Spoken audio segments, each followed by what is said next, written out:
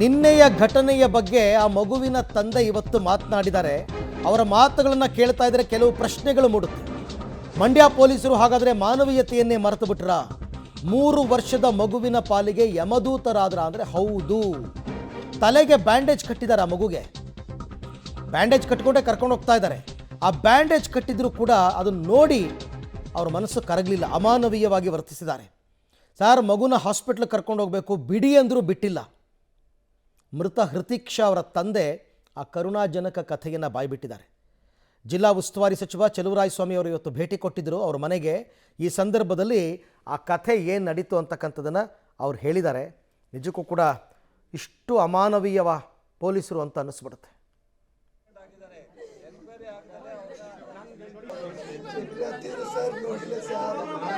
Enquiry ಆಗದೆ ಈಗ suspend ಆಗಿದ್ದಾರೆ. ಎನ್ಕ್ವೈರಿ ಆಗದೆ ಎನ್ಕ್ವೈರಿ ಆಗದೆ ಈಗ ಸಸ್ಪೆಂಡ್ ಆಗಿದ್ದಾರೆ. ಎನ್ಕ್ವೈರಿ ಆಗದೆ ಎನ್ಕ್ವೈರಿ ಆಗದೆ ಈಗ ಸಸ್ಪೆಂಡ್ ಆಗಿದ್ದಾರೆ. ಎನ್ಕ್ವೈರಿ ಆಗದೆ ಎನ್ಕ್ವೈರಿ ಆಗದೆ ಈಗ ಸಸ್ಪೆಂಡ್ ಆಗಿದ್ದಾರೆ. ಎನ್ಕ್ವೈರಿ ಆಗದೆ ನನ್ನ ಜೀವನ ತಕ್ಕೊಂಡ್ಬಿಟ್ರು.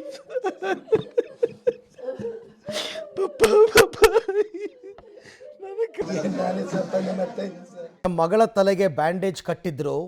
ಅದನ್ನು ನೋಡಿ ಅವ್ರು ಕಳಿಸ್ಬೇಕಾಗಿತ್ತು ಮಾನವೀಯತೆ ದೃಷ್ಟಿಯಿಂದ.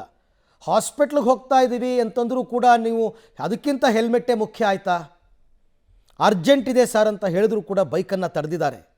ಅವ್ರು ಹೀಗೆ ಮಾಡಿದ್ರಿಂದ ನನ್ನ ಮಗಳು ಸತ್ತೋದ್ಲು, ಪೊಲೀಸರು ಹೀಗೆ ಮಾಡಿದ್ರೆ ಹೆಂಗೆ ಸರ್ ಅಂತ ಅವಲತ್ಕೊಂಡಿದ್ದಾರೆ ಪಾಪ.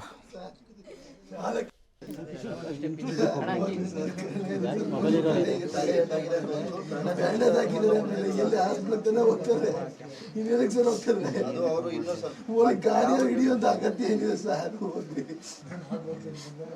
ಗಾಡಿ ಹಿಡಿಯುವಂತ ಅಗತ್ಯ ಏನಿದೆ? ಬ್ಯಾಂಡೇಜ್ ಆಗಿಲ್ಲ ಸರ್ ಅಲ್ಲಿ.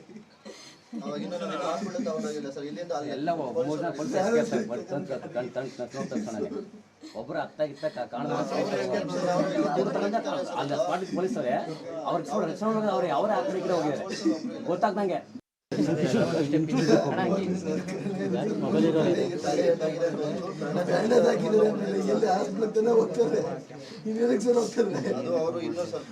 ಗಾಡಿ ಹಿಡಿಯುವಂತ ಅಗತ್ಯ ಏನಿದೆ ಸರ್?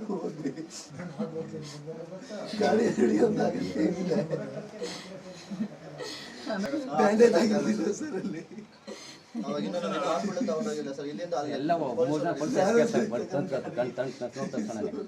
ಒಬ್ಬರು ಆಗ್ತಾಗಿತ್ತ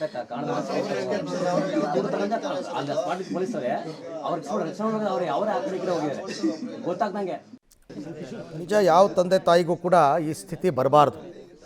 3 ವರ್ಷದ ಪುಟ್ಟ ಕಂದಮ್ಮನನ್ನು ಕಂಕಳಲ್ಲಿ ಇಟ್ಕೊಂಡಿದ್ದಾಗಲೇ ಅದು ಮೃತಪಡುತ್ತೆ ಅಂತಂದರೆ ಅವ್ರಿಗೂ ಒಂದು ಇನ್ಫೀರಿಯಾರಿಟಿ ಅಂತಕ್ಕಂಥದ್ದು ಕಾಡುತ್ತೆ ಅವರಿಗೆ.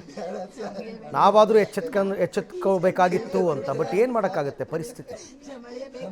ಈ ಬಗ್ಗೆ ಮತ್ತಷ್ಟು ಮಾಹಿತಿ ನನ್ನ ಕೊಲೀಗ್ ರೋಹಿತ್ ಅವರಿಂದ ಪಡ್ಕೊಳ್ಳೋಣ. ರೋಹಿತ್, ನಿನ್ನೆ ಆ ಘಟನೆ ನಡೆದಂತಹ ಸಂದರ್ಭದಲ್ಲಿ ಏನಾಯಿತು, ಇದ್ರ ಬಗ್ಗೆ ವಿವರವಾಗಿ ಅವರ ತಂದೆ ಏನೋ ಹೇಳಿದ್ದಾರೆ ಚಲುವರಾಯಸ್ವಾಮಿ ಅವರ ಹತ್ರ ಅಂತ. ಏನೇನು ಡೀಟೇಲ್ಸ್ ಕೊಟ್ಟಿದ್ದಾರೆ, ಏನಾಯಿತು ಆ್ಯಕ್ಚುಲಿ? ಅರವಿಂದ್, ಆರಂಭದಲ್ಲಿ ಅವರ ಮನೆ ಮುಂದೆ ಬಂದಂಥ ಅಪರಿಚಿತ ನಾಯೊಂದು ಋತಿಕ್ಷಾಗೆ ಕಚ್ಚುತ್ತೆ. ಇದಾದ ಬಳಿಕವಾಗಿ ಋತಿಕ್ಷಾ ಅವರ ದೊಡ್ಡಪ್ಪ ಮತ್ತು ಅವರ ಅಮ್ಮ ಇಬ್ಬರು ಕೂಡ ನೇರವಾಗಿ ಮದ್ದೂರು ಆಸ್ಪತ್ರೆಗೆ ಕರೆದುಕೊಂಡು ಹೋಗ್ತಾರೆ.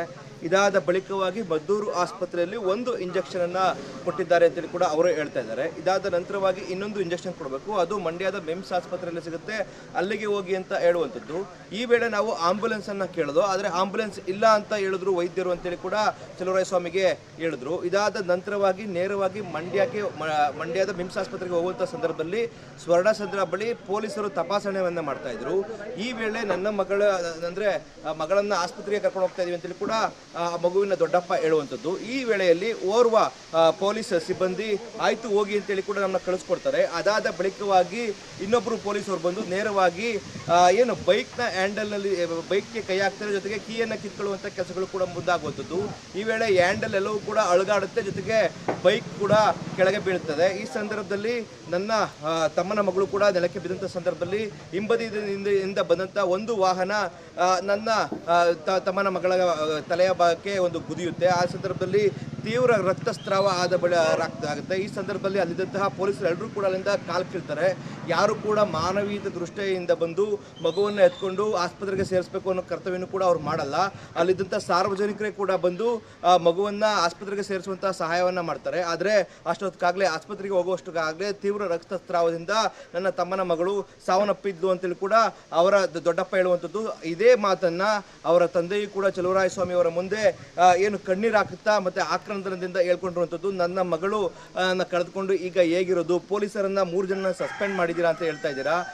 2-3 ತಿಂಗಳು ಸಸ್ಪೆಂಡ್ ಮಾಡಿದ್ರೆ ನನ್ನ ಮಗಳು ವಾಪಸ್ ಬರ್ತಾಳ, ಅಂದರೆ ಅವ್ರಿಗೆ ಕಠಿಣ ಶಿಕ್ಷೆ ಆಗಬೇಕು ಅಂತೇಳಿ ಕೂಡ ಒಂದು ಆಕ್ರೋಶದ ನುಡಿಗಳ ಮೂಲಕವಾಗಿ ಚಲುವರಾಯಸ್ವಾಮಿ ಅವರ ಮೂಲಕ ಕೇಳ್ಕೊಂಡಿರುವಂಥದ್ದು. ಅರವಿಂದ್.